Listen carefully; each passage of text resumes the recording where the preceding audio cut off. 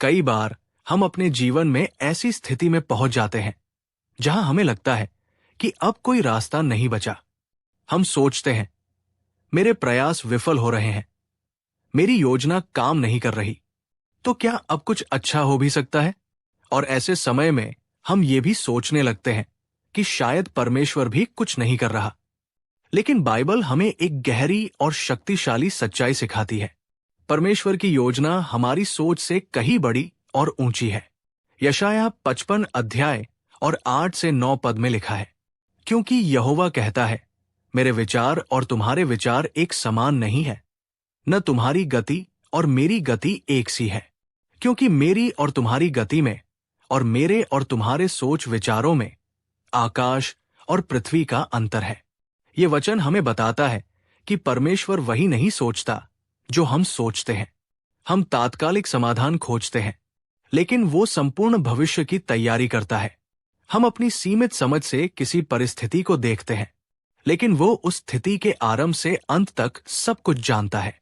हम सोचते हैं कि अब कुछ नहीं बदलेगा, लेकिन परमेश्वर पहले से जानता है कि कहां मोड़ आएगा, कहां राह खुलेगी और किस समय वो चमत्कार घटेगा। आपकी योजना चाहे विफल हो जाए, पर उसकी योजना कभी असफल नहीं होती।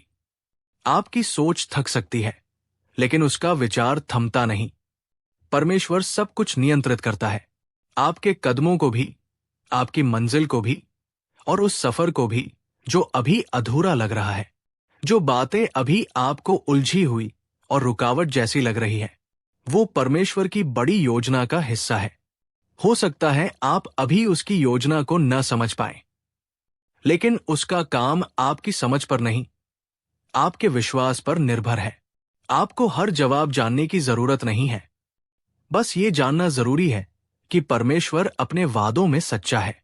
आपका आज यदि संघर्ष में है, तो भी परमेश्वर आपकी सोच से बड़ी योजना को आगे बढ़ा रहा है। इसलिए रुकिए नहीं, घबराइए नहीं।